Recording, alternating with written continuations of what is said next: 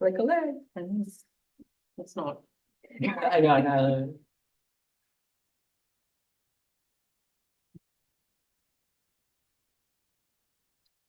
Okay. So, welcome everyone online and in person. There we go, wide angle. Welcome to Male Bodies Unmade with author Jongwoo Jeremy Kim in conversation with Sharmistha Ray. Support yourself. Yeah. I feel this. Yeah. My name is Craig Newton. I am the co-founder of the Bureau of General Services Queer Division, along with my partner, Donnie Jokum. We founded the Bureau back in 2012. We founded the Bureau back in 2012, and we've been here at the center since 2014. We are an all-volunteer independent queer bookstore, and our hours are Wednesdays through Sundays from 1 to 7 p.m. If you are not already on our email list and you would like to be, you can sign up for that at the back of the room, or for those of you watching online, on our website, bgsqd.com.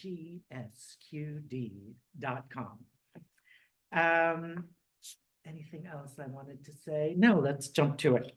So before I introduce our speakers, I wanted to read a land acknowledgement and a call for a ceasefire. So the Bureau acknowledges that our organization operates on the unceded land of the Munsee Lenape. We encourage you to join the Bureau in signing up to make a monthly donation to the American Indian Community Houses Mannahatta Fund. The Mannahatta Fund, according to its website, is an invitation to all settlers and non-Native people who wish to acknowledge the legacy of theft and genocide that comprise the history of New York City and the United States. And you can find out more at mannahattafund.org. We also want to recognize that today, March 9th, is the 155th day of Israel's genocidal campaign against the Palestinian people, funded by our tax dollars and enabled by our government's unwavering support. We hope that you will join us in calling for an immediate permanent ceasefire, an end to the siege, and an end to the occupation in order to stop the collective punishment of Palestinians and to ensure the swift delivery of much needed food, water, medicine, fuel, and medical aid to the people of Gaza.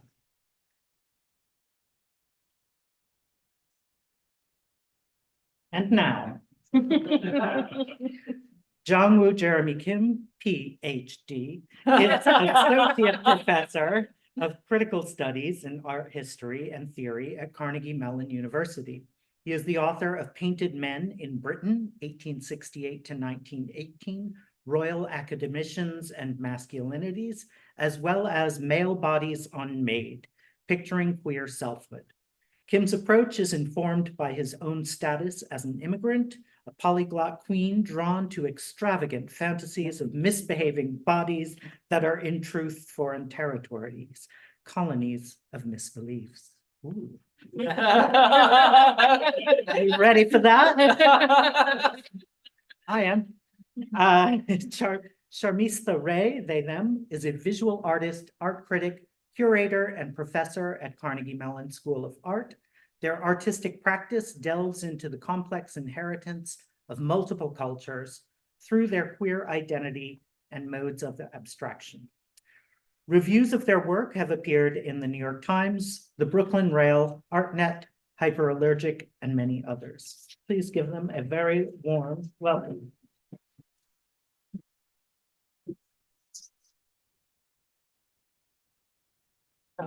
Just start. Okay, great. Thank you all for coming.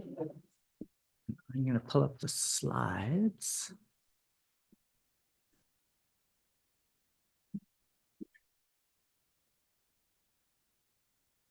I'm a few ahead.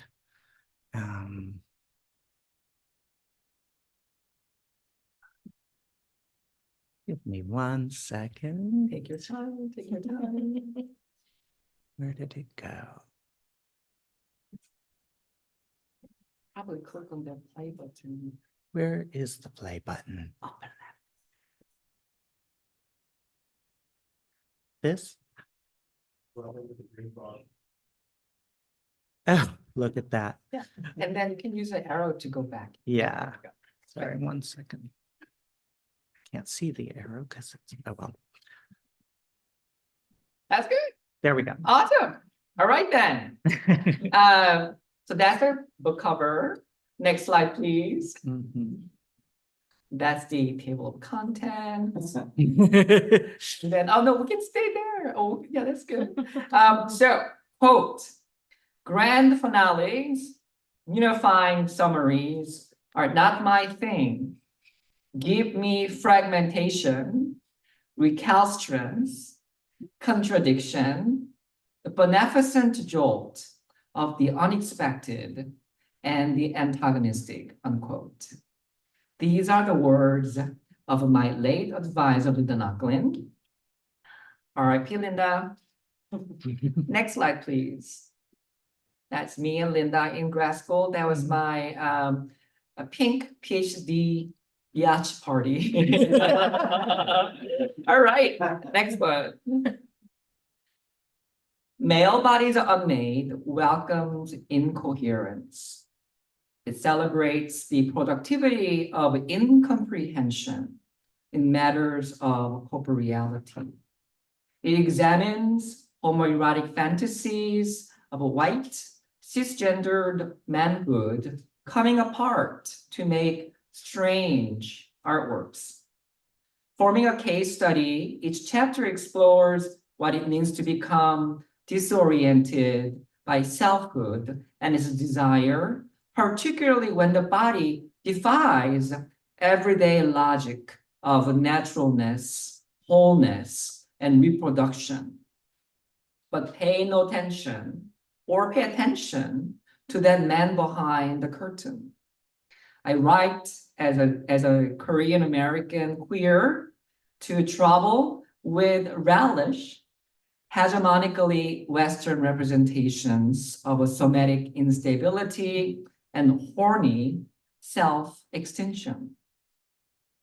My approach is informed by my own status as an immigrant, a polyglot queen, drawn to extravagant fantasies of misbehaving bodies that are in truth foreign territories, colonies of misbelief.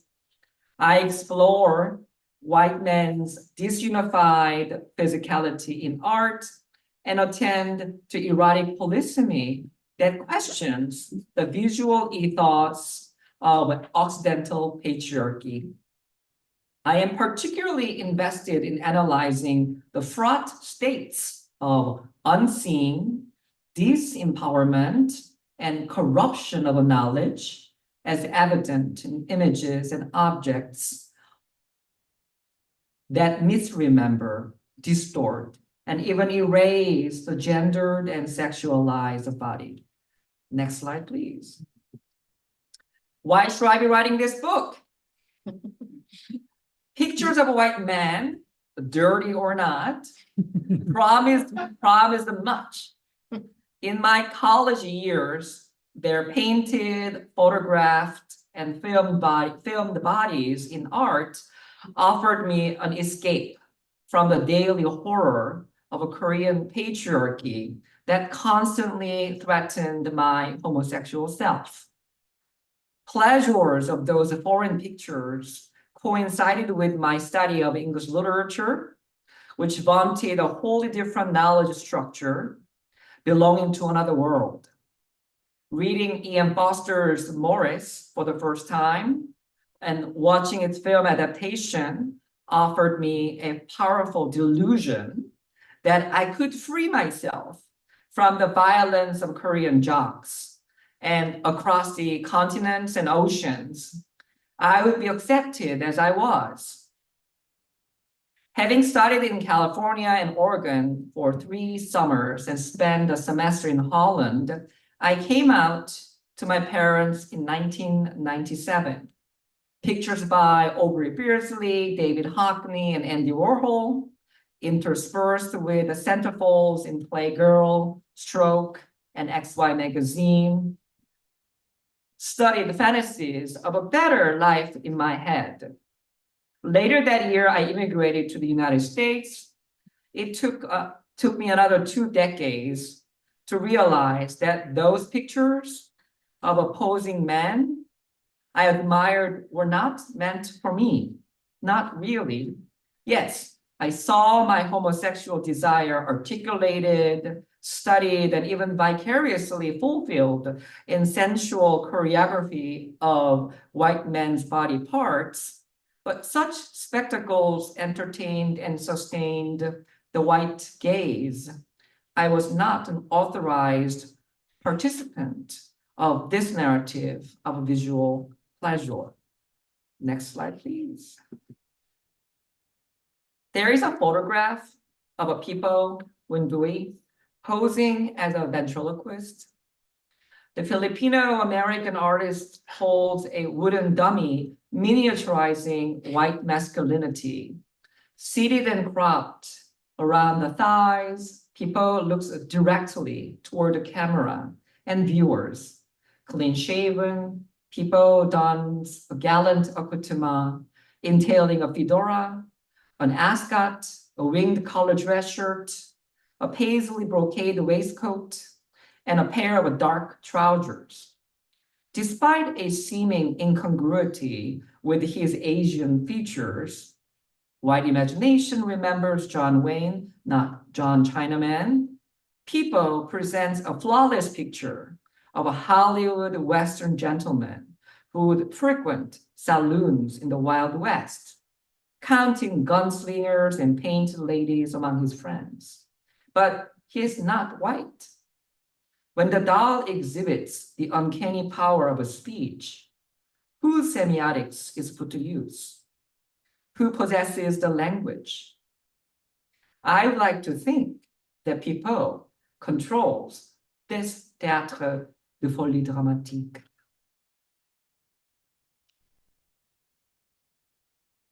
Next slide, please.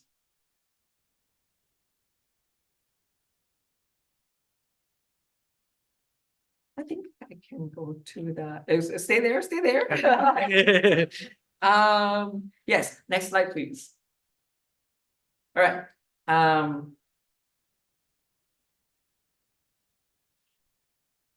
Next slide, please. This is David Hockney chapter.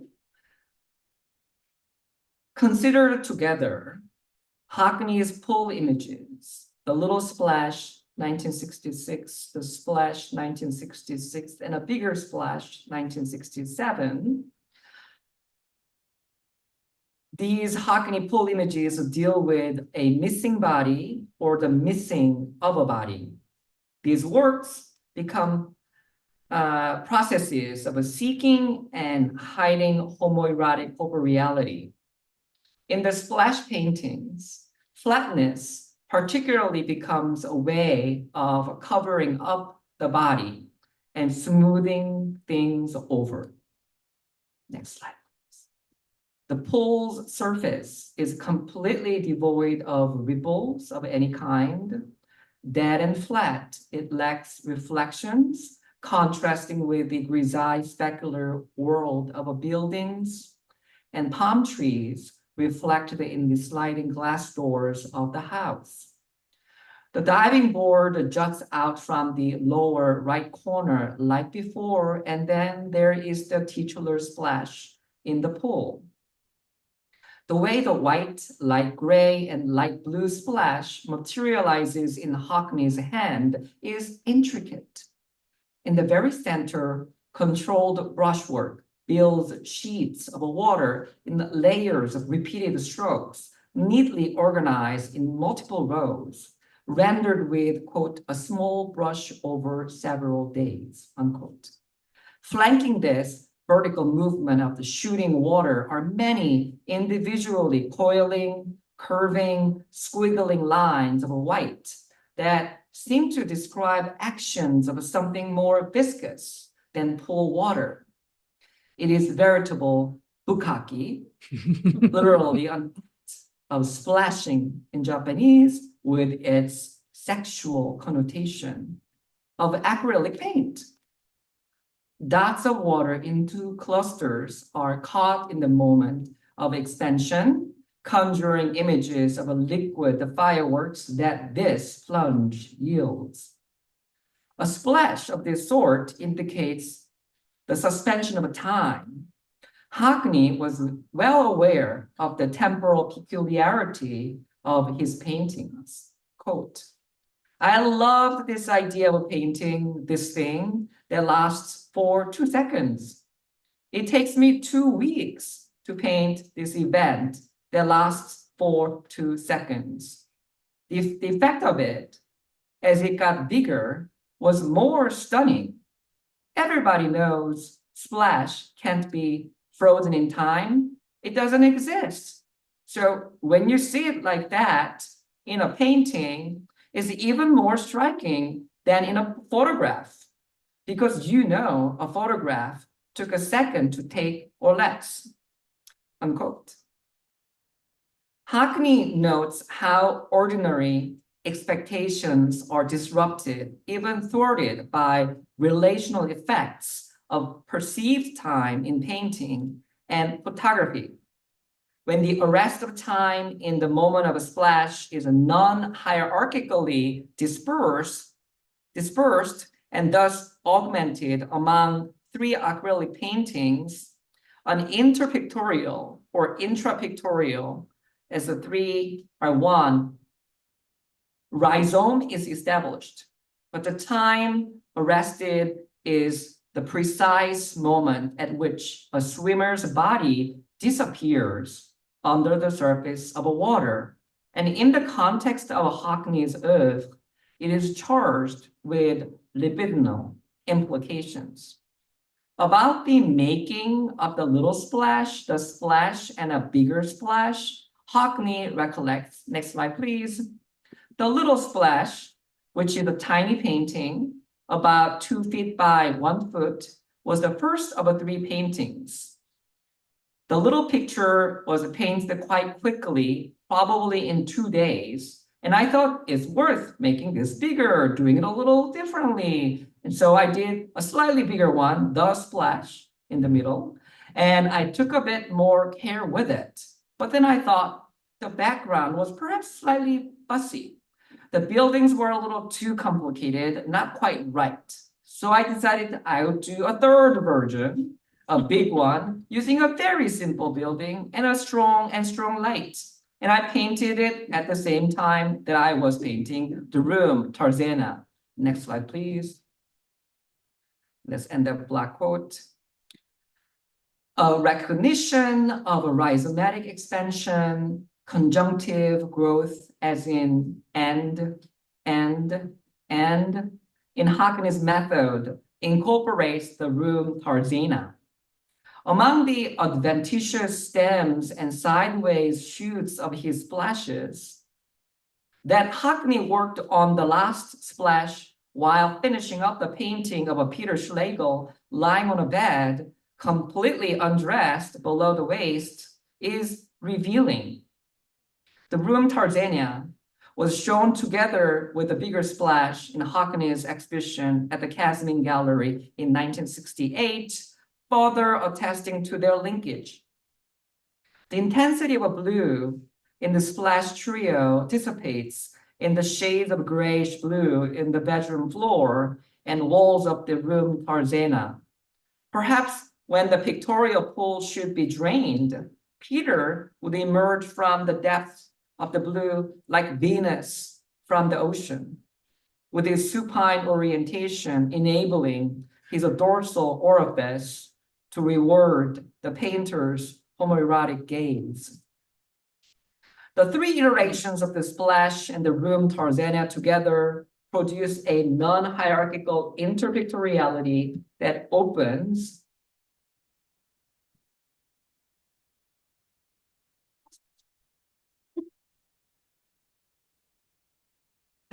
up another dimension in Hackney's liquid trinity, this one concerning entrance and disappearance of the body into pictorial flatness.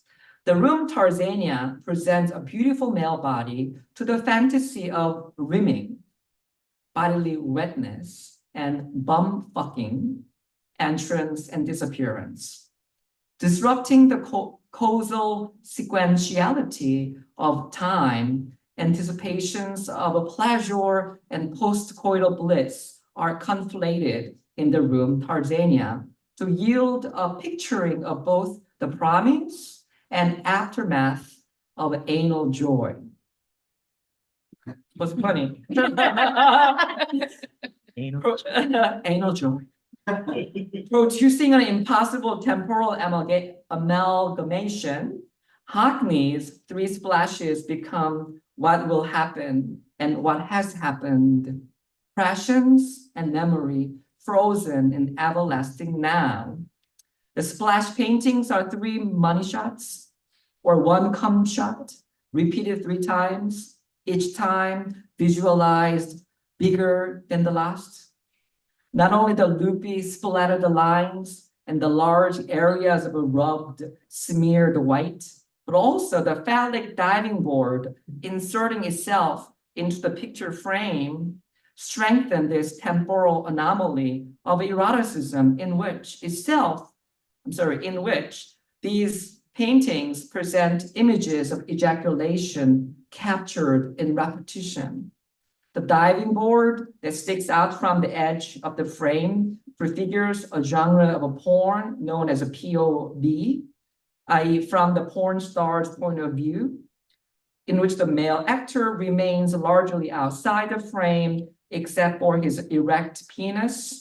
Viewers fantasize themselves in the position of the star, claiming the virtual larger-than-life member as their own to engage in imagined sex acts. In Hockney's scenes of pleasure, it is not just the body of erotic interest that is outside the frame, but also the body of the one who desires, because the homoerotic spectator has to mediate his presence through a pictorial condensation of a sexual organ / diving board that is not his own.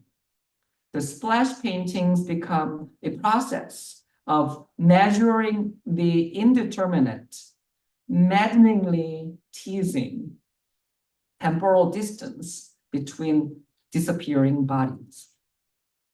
Next slide, please. Are we doing the time? Should I read the section from Robert Gober's chapter? Yeah, okay. All right. Thank you. Next slide, please. All right. Many objects in Gober's Earth can be read as oblique references to Oz. Next slide, please. The artist built doll houses, next slide please, that looked like they were lifted from the ground and relocated to the gallery floor in a strong wind. His half-stone house even has a storm cellar door on the left side exterior wall. There is also an independent sculpture of a storm cellar door flung wide open as if a twister is sited nearby. Next slide, please. The paths covered in yellow fallen leaves in the Insulation Forest, 1991, evoke the yellow brick road leading to the Emerald City.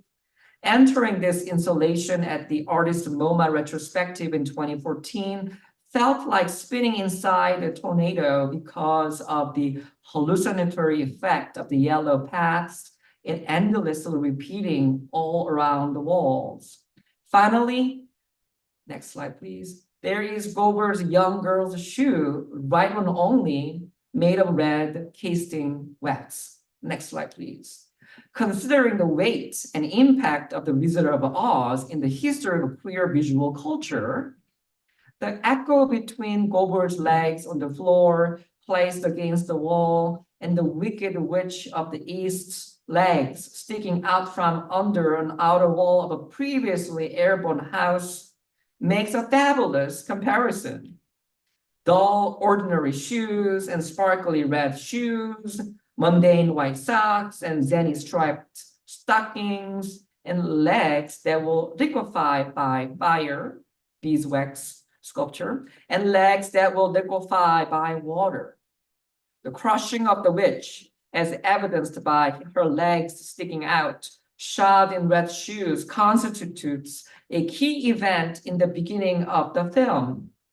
Bookending this death, the film's denouement depends on the melting the flesh of her sister evildoer, the Wicked Witch of the West.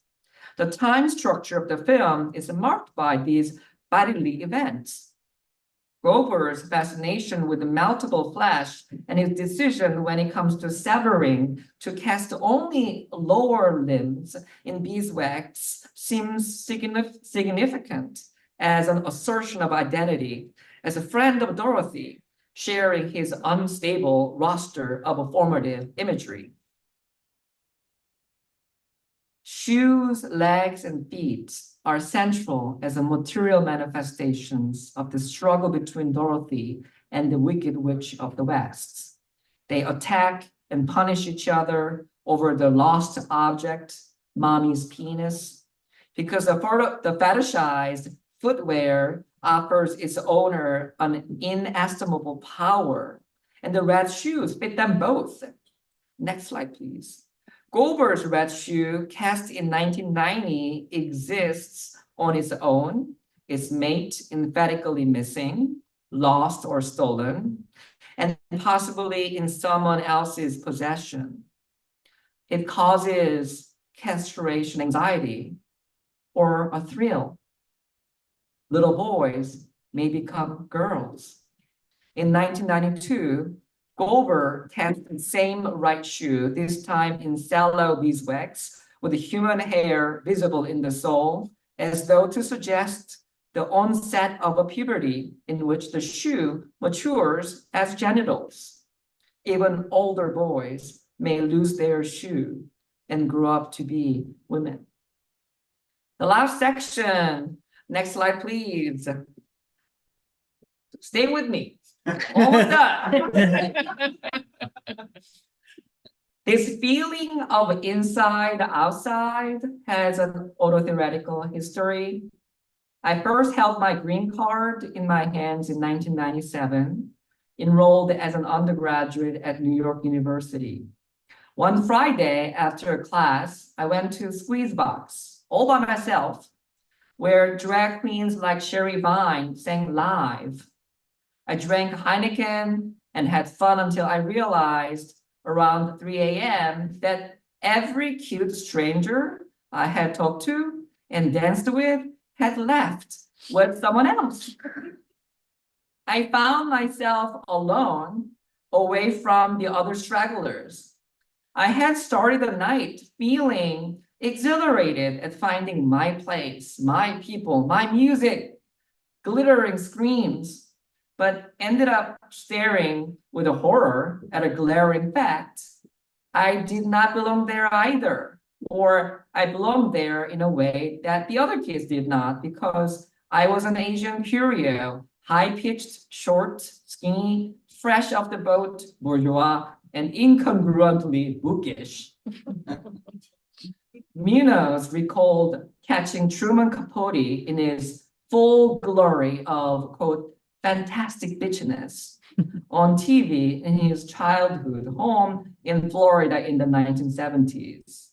Hearing Capote talk, he experienced deep pleasure as well as terror. Sherry Vine on Squeezebox's stage was a wonder to behold and hear that night. And she also made funny cracks about growing up a Jewish girl. But the beauty of her ferocious vulnerability also petrified me in that space of belonging and unbelonging. I think I was disidentified in that mosh pit of sachet aggression and shanty punk. That's it. Thank you.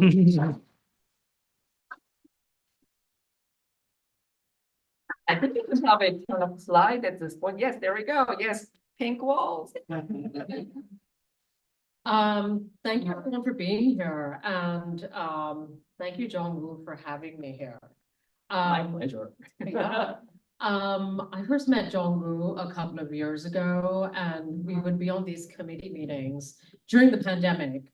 And before I could get through the door with my queer Asian, in bracket South Asian, decolonial philosophy, Jongwoo would be through the door already. And, you know, and I was like, who is this person? And I felt such a sense of allegiance and affinity with many of the things that Jongwoo would say during these meetings. Thank you. And I felt much the same way reading the book, Jongwoo. You know, at first I thought, okay, this is for gay men. What am I gonna say about it, right? Because when you first, you know, I'm an artist, also with a critical studies background and an art history geek, self-proclaimed art history geek. I grew up in the Middle East in Kuwait. I was born in India. But I felt such a sense of familiarity with the scenes that you described of being a Korean gay man growing up who was, you know, more effeminate growing up, you know, in Korea, and how that you described that, you know, that feeling of not being able to breathe. Yeah, You know, that not was one of feeling the- safe. Not Yeah. feeling safe, Yeah. not being able to breathe, and you compared that to Jean Cocteau, who said in the West he couldn't breathe, right? Mhm, mhm. And incidentally, 1997 was also the year that I came to the United States from Kuwait, Uh-huh. and that was going to be my year of freedom, right? I was like, oh my God, now I'm like, throw away all these kind of like, you know, restrictions, everything else, and I'm gay. And everyone who is gay is the same. And of course, like I had immersed in images of David Hockney, of, you know, Francis Bacon, and I was also going to be a gay painter. And then it was like, well, stop. Okay, you're, you know, and then you start to realize all the intersections of identity that exist in this culture, right? And those are the kind of systematic shocks that keep happening over and over again. Like those shocks, you know, even 20 something years later, those shocks are just delivered in different ways. And maybe we become a little bit more, resilient is not the word. We become more tuned to our own maybe vulnerability, right? Mhm. And I'm more aware of that as well. And so I want to say, like in reading, even when I was reading the introduction, there was so much that I felt held by, you know, as a diasporic, Yeah. as an Asian, diasporic, queer, like you speaking as a polyglot queer, you know, polyglot queen, you said, like an Asian polyglot queen. You may as well have been using my bullhorn, all the penises aside, you know, like. I'll keep those to myself. I know, it was like, you know, apart from that, like it was, you know, there was so much that you were speaking in the voices of so many. Yeah. And I love that because you talk about the undercommons of incommensurability and, you know, in the ways that we are constantly feel excluded and understand that certain images are not made for us. We're not made for us. You know, in a way, you're able to hold, you know, so many nuanced identities. Yeah. And bring them into this undercommon. So Yeah. I don't know if there's a question in that, but I just thought. No, I love respond to that. No, Yeah. it's great. No, I love that. You know, excuse me. The only thing I would add is this, like in that, like belonging in difference, you know, or unbelonging, is that at the same time, as members of BIPOC communities, that we keep getting told that no, these are made for everyone. These artworks have universal qualities. So we've been constantly asked to somehow recalibrate ourselves to acknowledge the universality that we have difficulties finding at times, you know. So it further disenfranchises us in the narrative of visual pleasure, you know. Is that a good response? Yeah, no, I mean, it's I mean, I love, especially, you didn't show that image, but there's the image of the peeping Tom. You know, you Oh, start yes, in the we book, have that. you have that image Yeah. of the peeping Tom where it's from a Jean Cocteau film. Yes. The Sangdang poet. Yes, The Blood of the Poet, Yeah. Blood of a Poet. Yeah. And, you know, there's this keyhole, like a very kind of stereotypical keyhole, but there's an eye staring through, and the eye is recognizably Asian, East Asian, right? And there is there's so much in the book which is about this kind of about the other and kind of looking across Yeah, the kind of threshold, but also looking back at oneself. yeah, You know, and is kind of like the narcissism you speak of as well, in especially in reference to Jean Cocteau, you talk about narcissism and kind of the image, and you talk about it again at the end, in the postscript when you talk about the film Spot Night. Night, Yep. you know, And, yep. yeah, and that moment where when the young man David rejects the advances of this older man in the spa, right? And that moment of reclaiming one's own image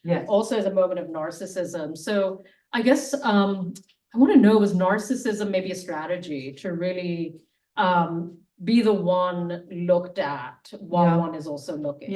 Like you know, like that keyhole, like it's simultaneously looking out, but also we're looking back at. Right, Does that make sense? or Man Ray's photograph of a Jean Cocteau holding empty picture frame. I love that one, yeah. Yeah, thank you. No, I love the photo, it's very complex. Yeah. But yeah, narcissism, thank you for the question. Narcissism, I guess, was one of the key entry points for me to study psychoanalysis and psychoanalytic discourse since college.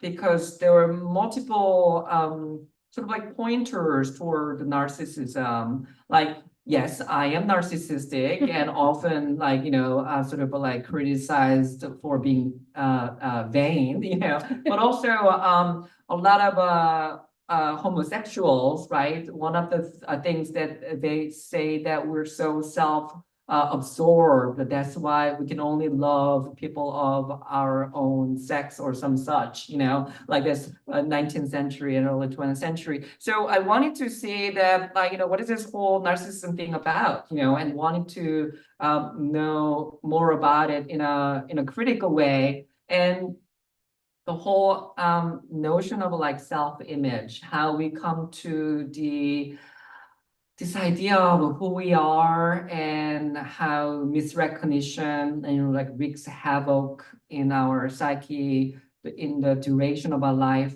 So I wanted to think about narcissism in a more, I don't know, productive way, because it's at the center of us relating to the world, you know, and that divide between me versus the world. There is often something profoundly wrong and amiss, you know, and it plays out differently for different people. But I felt as though that it was particularly important for those who have different ways of desiring the other, you know. I should stop there before I ramble too much, but yes. You're not rambling at all. Okay. Yeah, no, I mean, I think that, and I've thought this since the late 90s, you know, and thinking in terms of identity politics, there was also this term, I think it was very like late 90s, 2000s term of navel gazing. I mean, and in a way that in order to find ourselves, we have to keep kind of looking at ourselves. So it's not only in terms of queer identity, I would say also in terms of being BIPOC, you know, because there are all these kind of categories that are required of us. And one of the reasons that, and in this culture especially, like there's these categorizations, which is why Jean Cocteau probably said he cannot breathe in the West, right? And I do see that because, you know, when I travel back east or travel back to India, I do feel a collapsing of these categories, which is both intensely freeing, but also terrifying. Because suddenly it's, you have no reason to navel gaze. Right. Yeah. What is, you know, like the things that we are looking at and giving meaning to in terms of identity,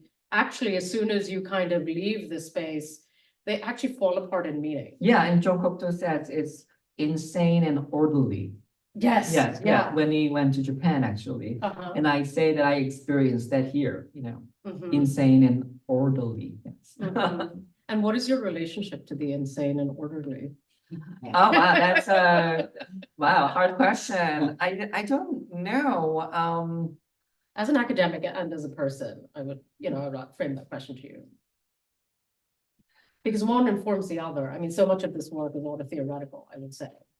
Yeah, I mean, that's an excellent question, and I'm having hard time answering it. In a way, this book is my way of coping with dealing with that insanity and that disorder, trying to sort of like find my sort of geolocation in this sort of a landscape of complete madness and misrecognitions and misalignment, and failures that are circulating is the very opposite as successes and triumphs, and alignment. So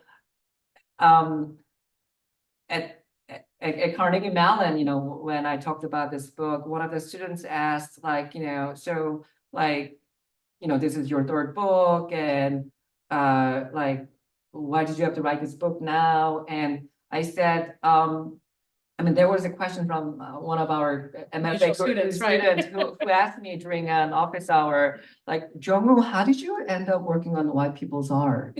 And I love this because I know this student. And and this is Korean American adoptee who grew up in West Virginia in all white family and in communities.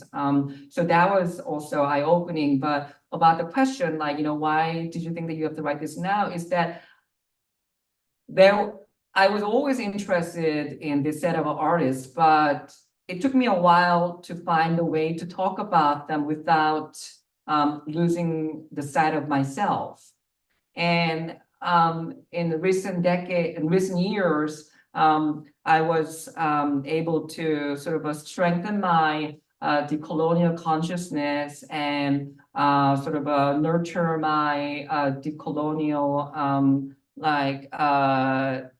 position to talk about these, quote unquote, great gay quote masters works without being subsumed by the canonic narrative of white modernism. I tried to talk about my positionality as a BIPOC queer immigrant in introduction, conclusion, and in the postscript. But in each chapter too, in the beginning and in different parts of different chapters, I'll try to articulate my position as an analyst. And the recent discussions about auto theory really was helpful to keeping myself in the picture while talking about queer art of a white visual pleasure. So I have just one more question, and then I'm going to ask you what you're doing with your life. And then I'm going to open it up to the audience, because I'd really love to hear from the audience as well. So I'm just going to connect to ideas, what that happened at the beginning of the book, where you talk about each of these chapters and case studies as playing out as different rooms in Cocteau's fantasy architecture. I love that idea. And at the end, when you critique Jack Halberstam's idea of the undercommons as being any time and space, you critique that notion of it really having being defined spatially and temporally, and it being more about this undercommons of incommensurability that you talk about. And I thought that was fascinating. So I'm wondering if you can, I don't know, just for fun, connect that idea of kind of fantasy architecture with this idea of no space and no time. And what that, how that can produce an undercommons. Thank you. I wanted to highlight how precarious this enterprise of undercommons is, and that precariousness is exactly why we need the undercommons as opposed to the commons. And that was Fred Moten's a particular point.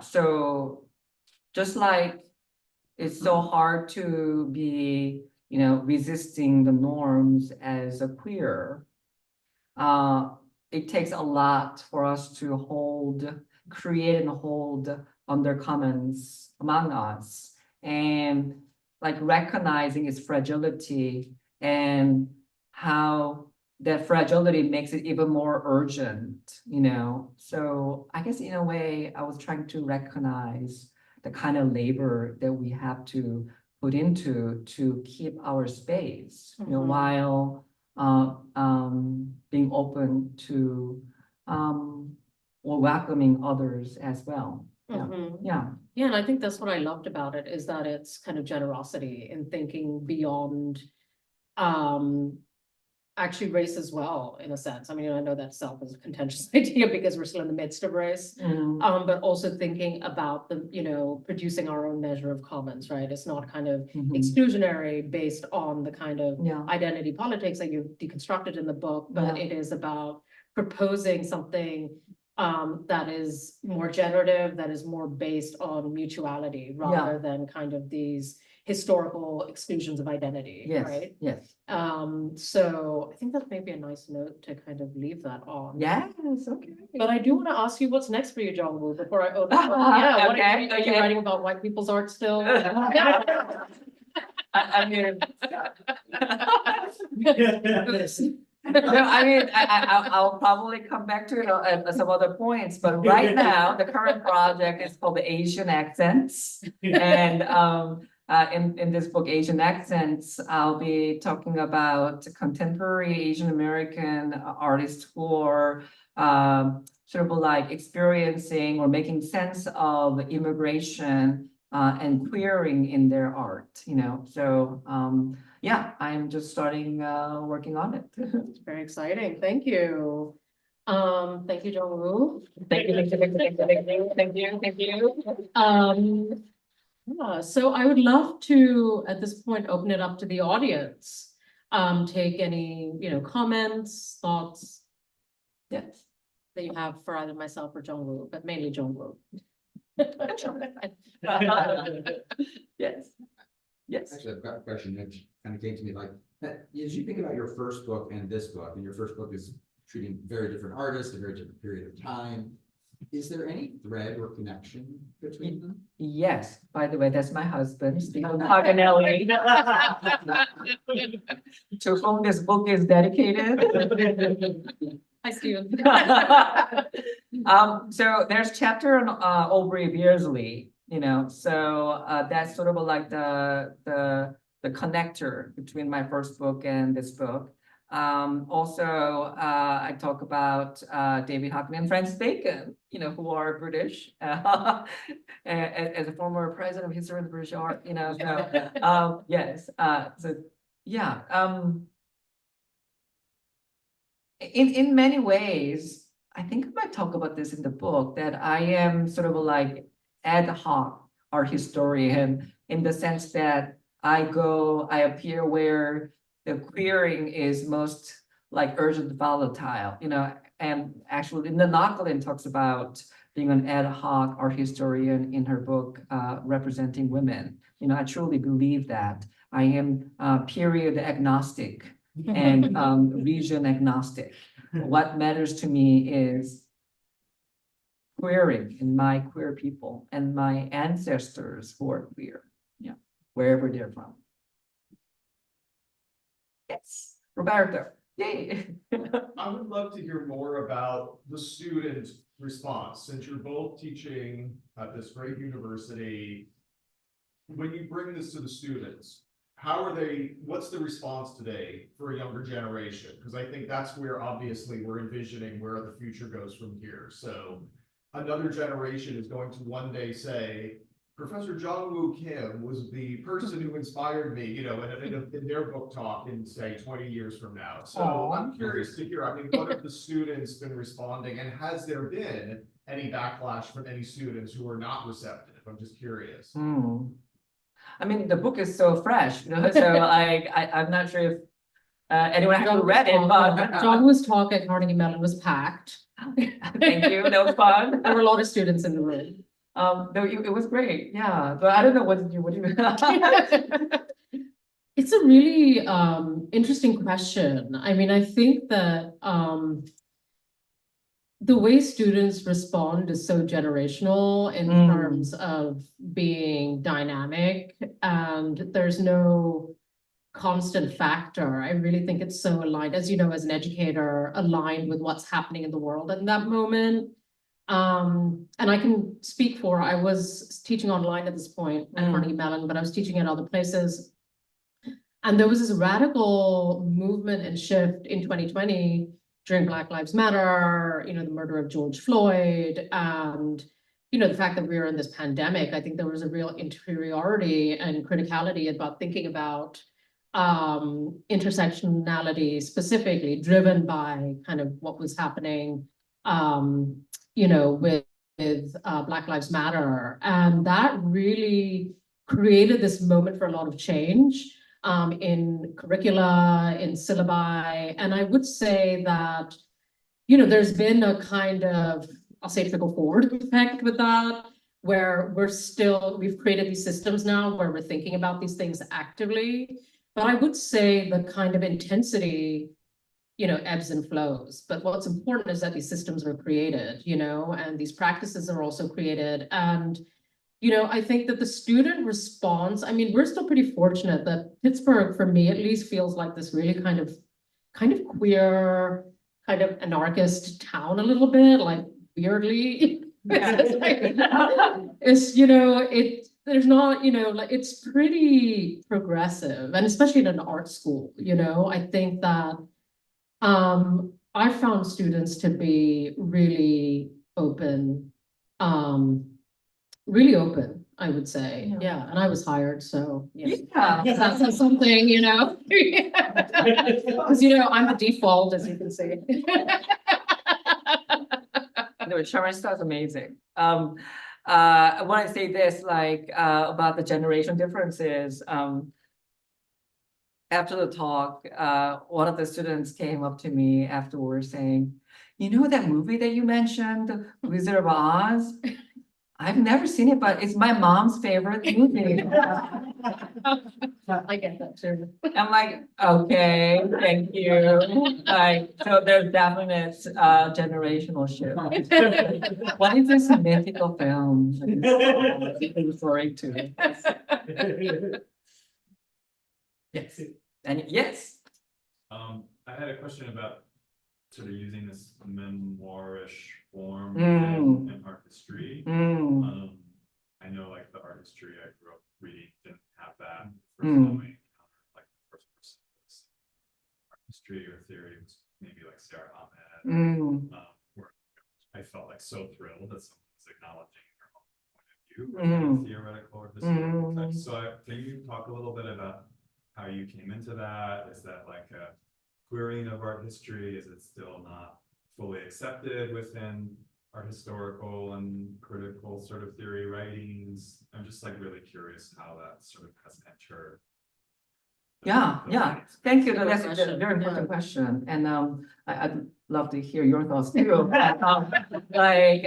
For me, like, it was always such a struggle in grad school to take on this voice of, like, you know, like truth for all, like, you know, if you really listen to me, you will find truth in this way of looking as well. Like, I had to constantly put on this clothing of, like, universal objectivity and analytical neutrality, whatever, you know, but it's all, like, you know, like masking and, like, costuming, as no one can, like, occupy that space of neutral, total, anti-subjective analysis, which would be actually disturbing and pointless. They'll be like maybe to ChatGPT, you know, like, why are we pretending, you know?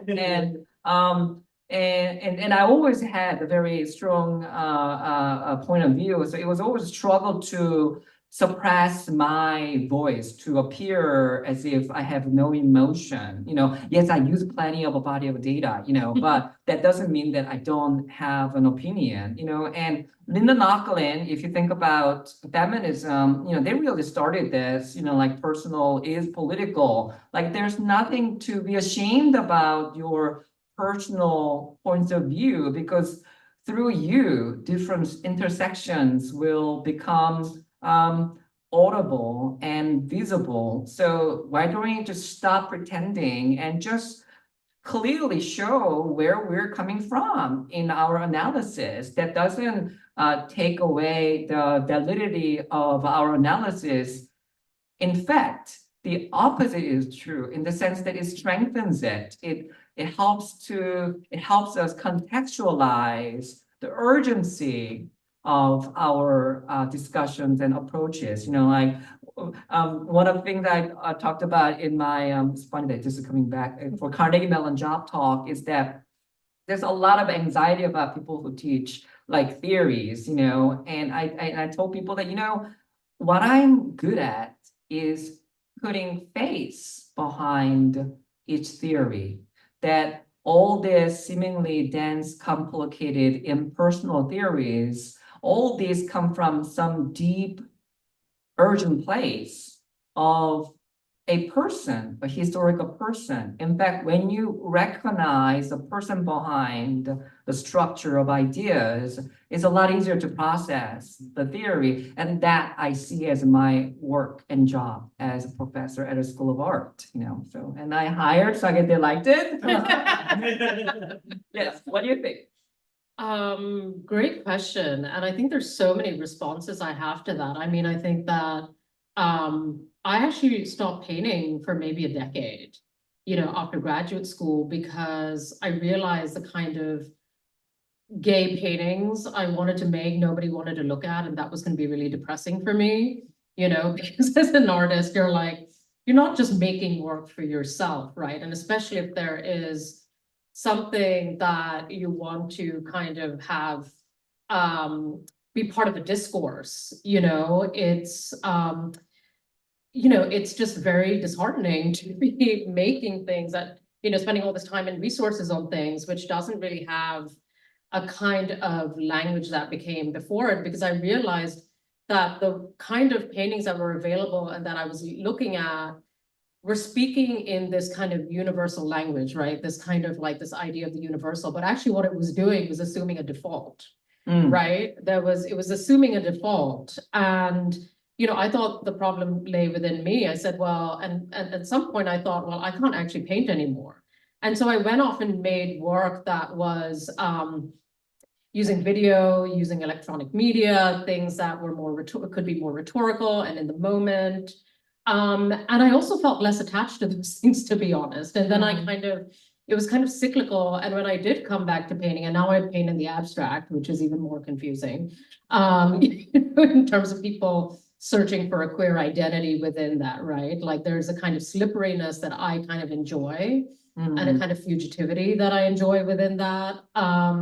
You know, and I would say, I mean, as an artist, it's so much easier to be subjective, but I've also read a lot of art history and, you know, did my master's in art history. And there's, again, in that space as well, with the exception of brilliant people like Linda Nochlin, you know, and other feminist art historians and, you know, people like Audre Lorde who paved the way, you know, there is this kind of assumed empiricism of art history, you know, which, you know, and then, you know, the assumption is that all the data is available to us.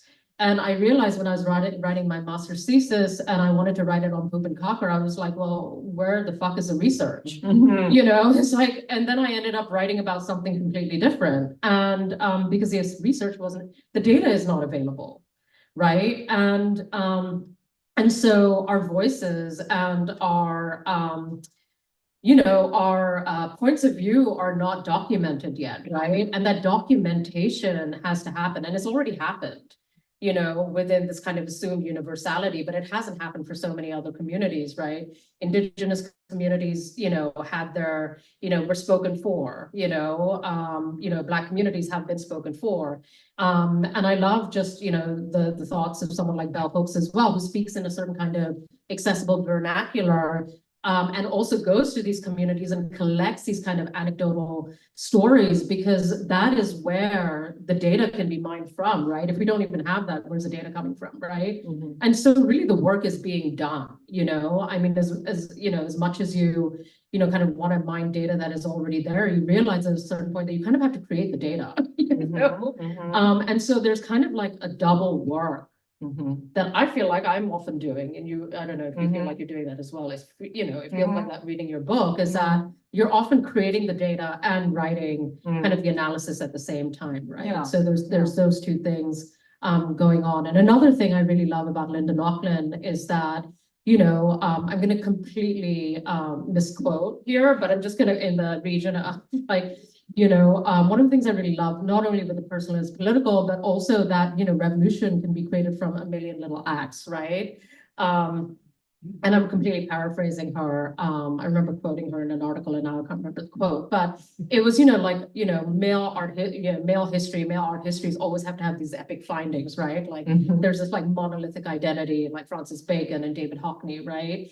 But what if there are just, you know, a million stories, right? Like the revolution is made by kind of just chipping away at something. And I love that idea of, you know, writing 1,000 articles and never writing a book, right? Like, or giving, you know, 100 talks and never writing a book, right? Like everything has to be in this kind of book format, and there has to be this one, you know, kind of singular authorship kind of driving something. And as academics is inescapable, right? Like I have to have those shows, and I have to write those books. The job depends. Yes, on- exactly. Or, you know, this whole system is built this way, Yeah, right? yeah. But I do like that idea of kind of, you know, it also speaks to collectivity, right? It speaks to people working together as opposed to kind of like this one sole voice of authorship. Yeah, creating the undercurrents and holding Creating space the for one another, Yes, yes. yes, absolutely, it's beautiful, but thank you. That was a very long-winded response. Great response. Yeah. Anyone else? Last, small, fun question. Comment. Oh, well, let me ask you, Sharmistha, Oh, okay. how was it? I had fun, this was great This is great fun, fun, this is yeah. great fun. We've had many conversations over bourbon and other things, can I say that? Yeah, oh, Yeah, absolutely, exactly. yeah. Jongwoo took me to my first gay bar in Pittsburgh. Yes. That's a fun fact, Yes. so, I'm corrupting knowledge and. Yeah. Order, yes.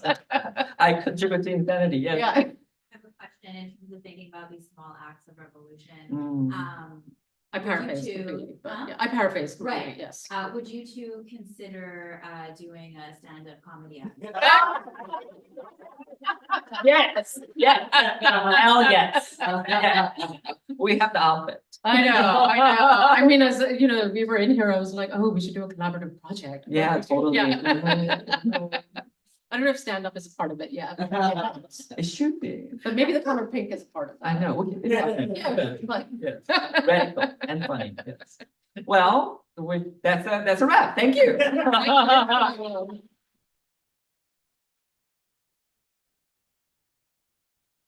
Thank you both. Thank We you. have Thank you. Copies of Male Bodies Unmade at the register. Please hang out and chat with our authors. Yeah. Lovely. Thank you so much. Thanks for coming out tonight, and thanks for those who joined us online.